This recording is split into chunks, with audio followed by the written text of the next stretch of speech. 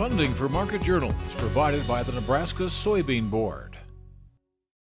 Whether it's spring planting, fall harvesting, or just a drive across the state, soy biodiesel helps a diesel-powered engine operate in a demanding job. Soybean oil from Nebraska soybeans makes biodiesel a renewable fuel that's also environmentally responsible. The soybean checkoff plays a major role in supporting the use and availability of biodiesel. The Nebraska Soybean Board, growing opportunity from the ground up.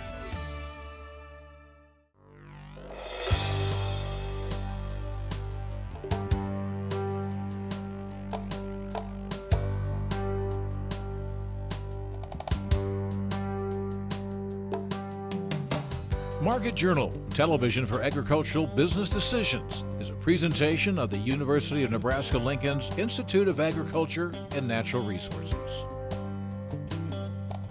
Promotional support is provided by the Nebraska Farmer Magazine, and major funding for Market Journal is provided by the Nebraska Soybean Board. The Soybean Checkoff, growing opportunity from the ground up. Welcome to this week's edition of Market Journal. I'm Jeff Wilkerson. On this episode, Ron Plain talks about profit margins for hog producers. Todd Neeley discusses the EPA's announcement on renewable fuel requirements.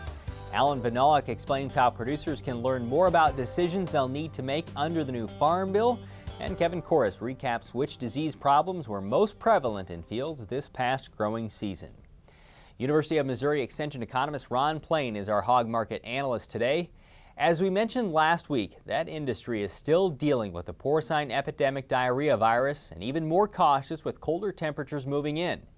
Because there's no tracking of deaths due to the virus, we don't know the exact toll PEDV has had. The USDA does release inventory numbers on hogs and pigs quarterly, with the next report scheduled for December 23rd. How the death losses will impact feed consumption isn't certain either, but we do know that pigs used more than half of Nebraska's soybean meal in 2012 before the virus hit. As you'll hear in this week's analysis, a hog operation that managed to escape disease likely did well this year. We talked with Ron Tuesday afternoon and started by asking about the current profit levels for hog producers. Well, it continues to be real good, Jeff. Iowa State University calculations say the typical hog shipped to market in October earned a profit of $53 per head. We've made money every month this year in the hog business. Looks like we may average in the 60s dollars per head profit, making this the best year ever for hog producers. You know, what we're seeing right now for margins, just describe how normal that is in the current break-even price, how atypical that is. Yeah, well, things have gone right. We're looking at break-evens on a live weight basis somewhere around 51 cents a pound live. On a carcass basis, 67, 68 cents a pound, somewhere in there currently. And, you know, it's well below hog prices. And it's due to the fact we've had this big corn crops, record soybean crop, reduce the cost of feed, and because of tight pork supplies, PED virus, and other reasons, we've got record hog prices this year, and so it makes for a very good bottom line for hog producers. What threatens those margins then, Ron? Well, you always got to worry about changing prices. If it turns dry next summer, we'll produce a much smaller corn crop. That could boost feed costs dramatically in the second half of next year. Certainly on the hog side of thing, if we expand hog numbers, which we will, hog producers making these kind of profits is going to lead to more sows and gelts getting bred. Also, exports are a big market. Over 20% of all the pork, somewhere around 25% of the value from hogs comes from exports. Anything that disrupts exports could really hurt the bottom line. With temperatures falling, you mentioned PEDV. When could we start to see that shift if it has an impact again? Yeah, a lot of us worry that PED is going to be a seasonal problem, much worse in the winter than in the summer. A lot of viruses are that way in the hog business. We'll know as we get on towards Christmas whether we're going to see an uptick. It looks like in the fall a bit of an uptick. Certainly death loss from PED was much lower this summer than it was last winter. Let's talk about meat prices. All fresh retail beef set another new high in October. Ground beef was up for the 10th consecutive month. What about pork? Well, pork was record high in September, backed off a little bit in October. Seasonally, that tends to happen about $4.15 a pound for all pork in grocery stores, which very good, third highest month ever. Seasonally, we tend to drop off a bit in the winter, but we had a lot of records back during the summer. What do slaughter numbers look like, Ron? Well, we're continuing to see slaughter. We've had 38 weeks in a row below year-ago levels. Right now, we expect that to last through the rest of the year and into the start of next year. Eventually, though, it looks like probably a few more sows and better performance relative to PED than a year ago. A lot lower death loss is going to mean higher hog slaughter in 2015 than this year. Update me on the export scene. Well, we started out the year real well. We're slowing down. Exports are now below year-ago levels, and certainly that's to be expected with less pork being produced here and record high prices on a wholesale level for much of the year. But still, year-to-date, at least through September, the most recent data, up 2% in exports, up 10% though in pork imports. What's your price forecast as we move into December? Well, carcass prices are in the mid to low 80s right now. Normally somewhere around December 1's often the low price for the year. I expect higher prices by the end of this year, late December, in the upper 80s. And then for next year, a high probably somewhere June or thereabouts in the high 90s on a carcass basis. I kind of doubt we'll make it to $100 in 2015. Next week, Jeff Peterson from Heartland Farm Partners will join us to analyze corn and soybean markets. The USDA expects 2014 U.S. net farm income to fall more than 21% from 2013 to $96.9 billion. That number would be the lowest since 2010, but it's still above the 10-year average net farm income of nearly $81 billion. Some of the change comes from production expenses that are nearly 6% higher this year. Livestock receipts are expected to increase by more than 14% in 2014, with dairy leading the way, but crop receipts are forecasted to be 12% lower. The EPA has announced it won't finalize its targets for the Renewable Fuel Standard until 2015. The agency's earlier proposal for 2014 would have trimmed the overall renewable fuel number by about 3 billion gallons. It now says it'll set standards for 2014, 2015, and 2016 next year. Earlier this week, Todd Neeley from DTN joined us to discuss why the EPA opted to delay its decision. Well, I think there were a number of things. There's a lot of politics that play into it.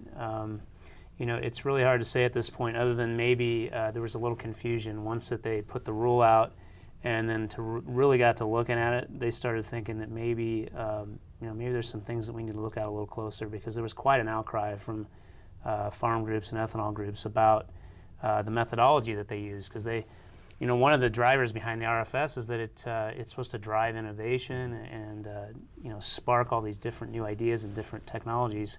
And basically, what's happened when they opened up this RFS this last time around, it was more at the behest of the oil companies that said we don't have the infrastructure, and so that's where it stands now. So, for someone who covers the industry, were you surprised that it was both pushed back and completely scrapped? In a way, no. There had been some rumblings in the days leading up that EPA was pretty indecisive. I mean, we were already close to a year after, maybe it was more than a year after they announced the original proposal, and so when they finally said that, well, we're just not going to get it done this year, it provided a lot of hope for people who were against it to begin with, that maybe EPA took a look at this and said, wow, we just can't go with it right now. So what was the reaction then from the pro-renewable group? I think most people looked at this and said, hey, we got what we wanted. EPA is going to slow this thing down. They're going to really consider what all the people were saying about how they were rearranging the methodology and looking at this thing in a way that the law doesn't even support. The American Petroleum Institute is obviously not pleased with this. They say they might file a lawsuit against the EPA. It also wants to completely scrap the RFS. What are the chances that happens? I think that's pretty unlikely. The RFS has complete support in the House. I mean, there are certain segments of representatives who want to change it, and I think that we're more likely to see some sort of a reform movement. It may be something as simple as adjusting the volumes or changing the way that they look at the volumes every year. Because I think if you talk to the ethanol people, they're going to say, we can't keep going through this every year, wondering what's to come. Is there a hint as to what the new numbers might look like? What we've been hearing, especially yesterday, there was a briefing on Capitol Hill. They said probably for 2014, they were going to leave whatever the production was this past year as the number. Now, obviously, that doesn't do much for the market. I mean, that does provide a little stability for the biofuels industry to know that the RFS is still in place and that they're still implementing it. But it's not the driver. It's more or less kind of a fallback plan, this far into the game. Tell me more about how it affects the markets for biofuels, but also corn and soybeans. Yeah, I think going forward there's an opportunity here. If for some reason EPA decides that they're not going to change the numbers and we go into 2015, that's going to up the overall volume amount by roughly up to 15 billion gallons or whatever the number is. And so it's creating more of an opportunity for fuels other than corn ethanol to fill the gap in the total RFS. So this could benefit biodiesel, cellulosic ethanol, and so there's a lot of opportunities for potentially the soybean market to get a boost from this, especially. So there's a changing landscape now in Washington with a new Congress after the first of the year. There's a presidential election in 2 years. Does this at all shift a change in policy about renewable fuels? I think in some ways it might. From the get-go, the Obama administration has been highly supportive. I mean, Barack Obama ran on a platform of supporting biofuels, and so he built quite a contingency from some state of Illinois and across the Corn Belt. But what we've seen lately with the RFS being opened every year, it seems, it really has raised some doubt about what's going to happen going forward. Now, in the House and in the Senate, we still see a lot of top-notch representatives who support this industry, And the case has been made a lot by the biofuels industry that basically, ethanol and advanced biofuels is all EPA has as an alternative to fossil fuels. You can read more of Todd's work about the Renewable Fuel Standard on DTN, or you can follow him on Twitter for updated coverage on ag policy throughout the week. A Northeast Nebraska hospital is reaching out to farmers in its service area with health and safety information. The cover story in the December Nebraska Farmer describes how a pilot project at Antelope Memorial Hospital in Neeley is taking wellness to farmers. The hospital staff conducts health awareness and screening programs at agribusinesses in the area and also works with FFA programs to spread the word.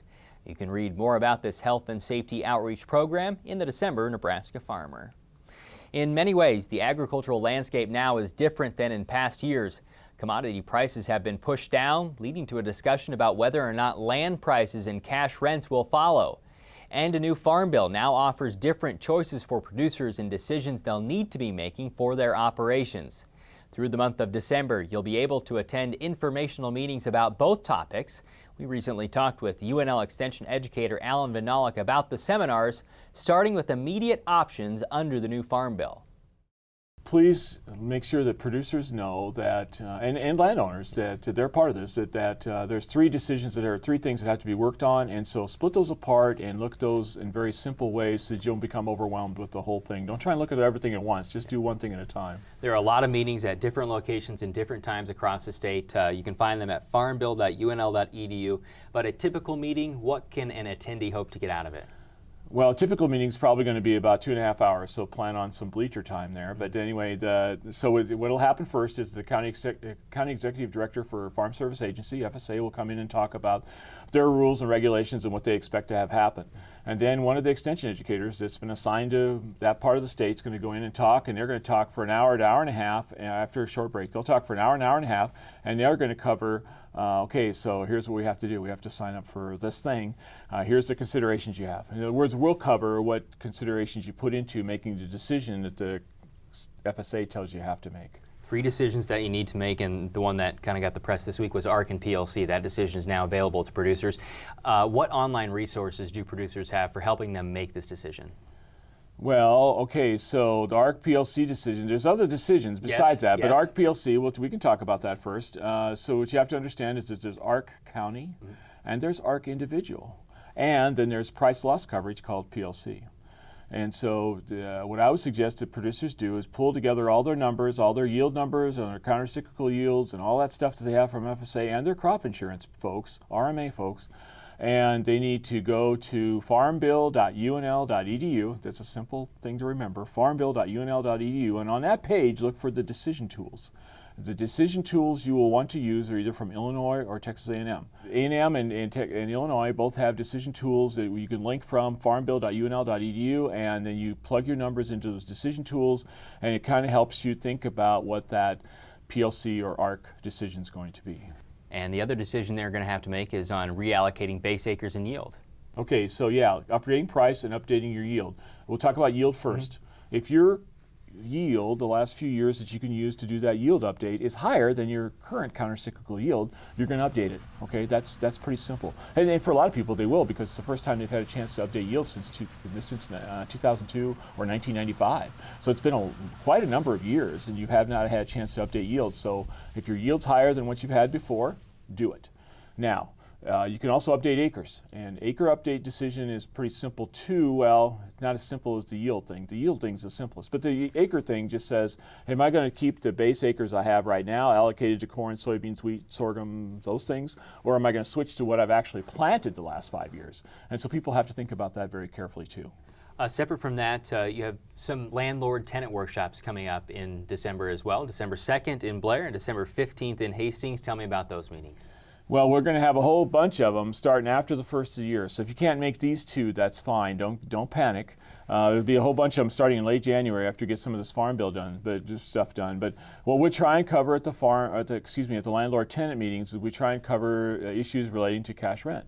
In other words, we're trying to cover things like what's good communication look like, what are the good lease considerations, what are the proper lease considerations to work on.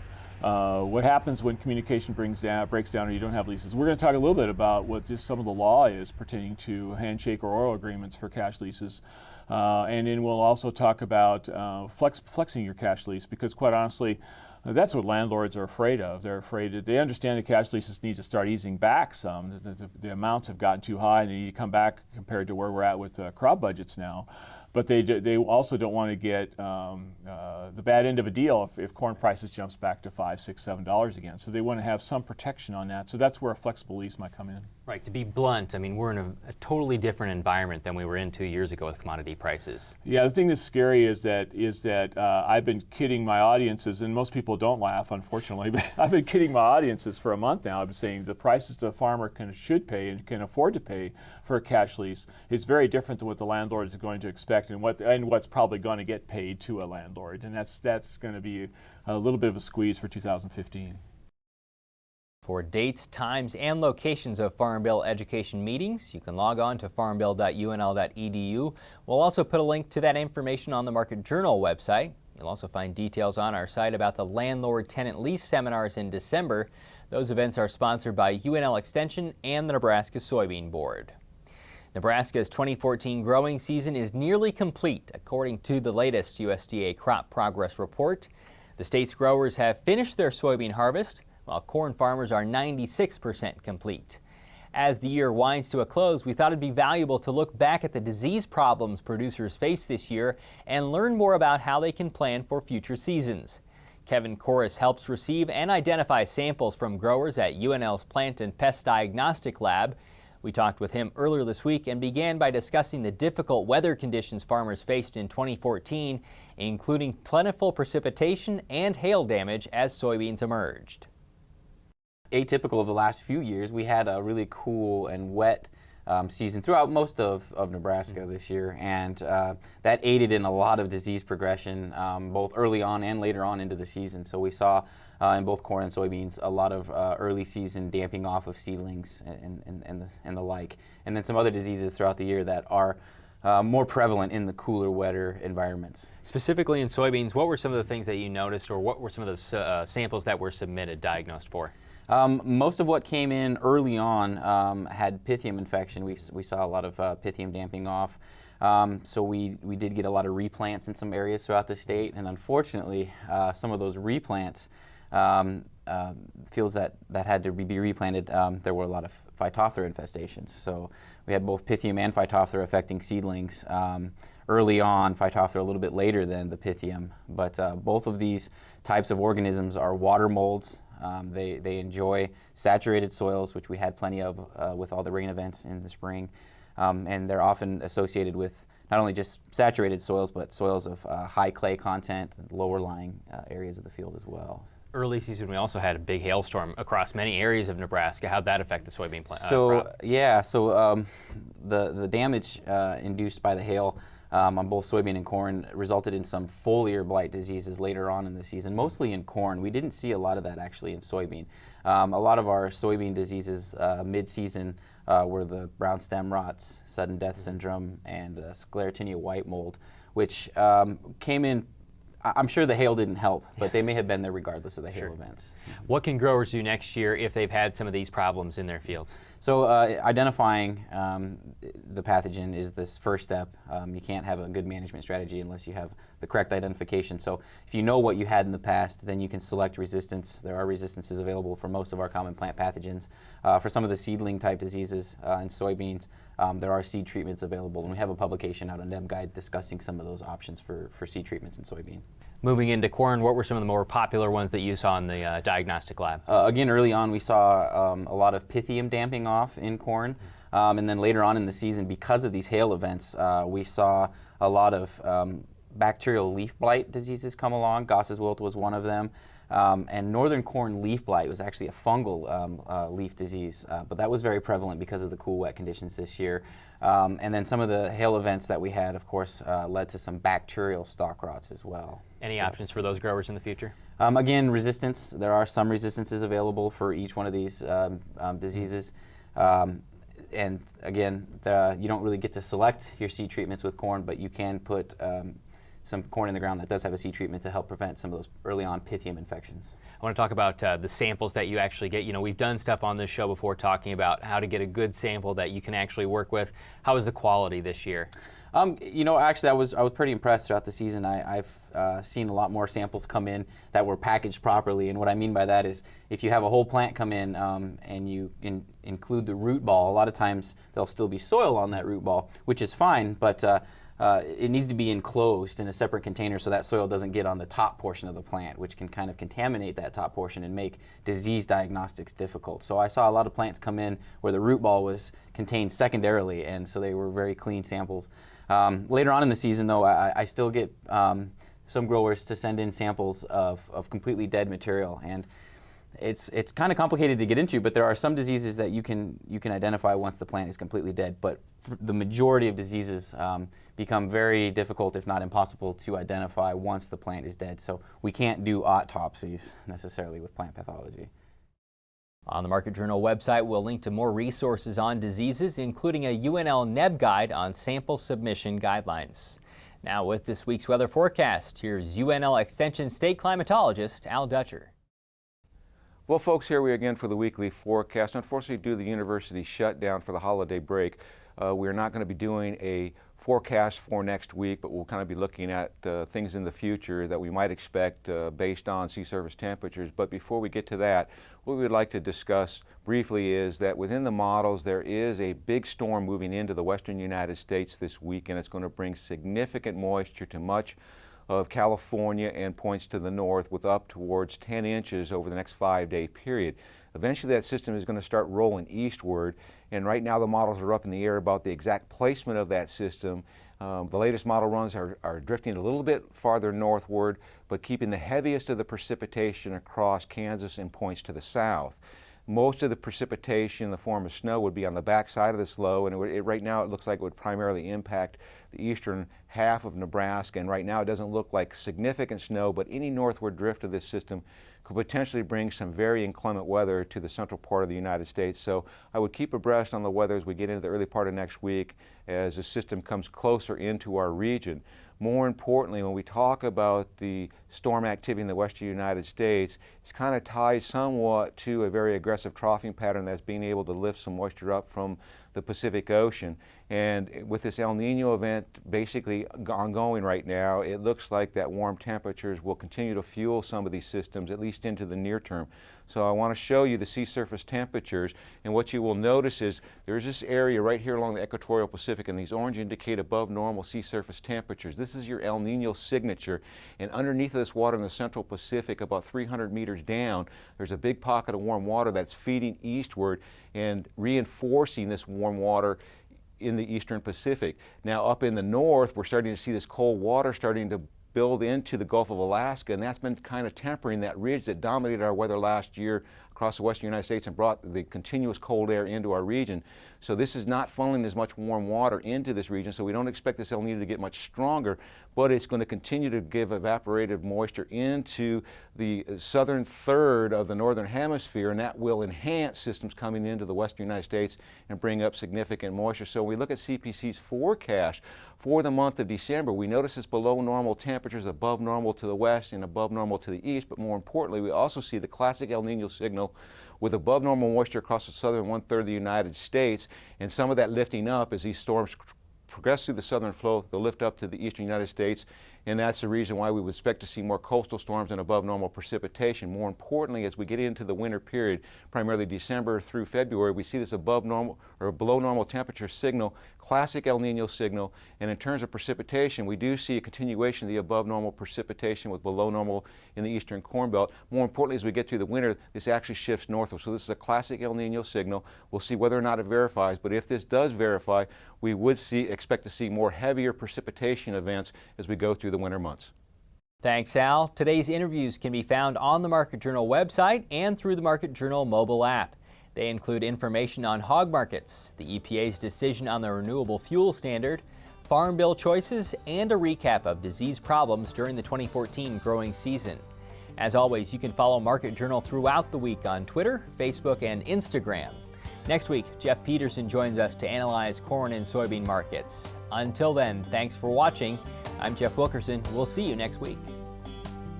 Join Market Journal online at marketjournal.unl.edu. You can also follow us on Facebook and Twitter. Promotional support is provided by the Nebraska Farmer Magazine.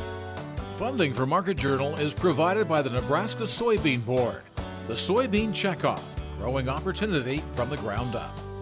Market Journal is produced by the University of Nebraska-Lincoln's Institute of Agriculture and Natural Resources.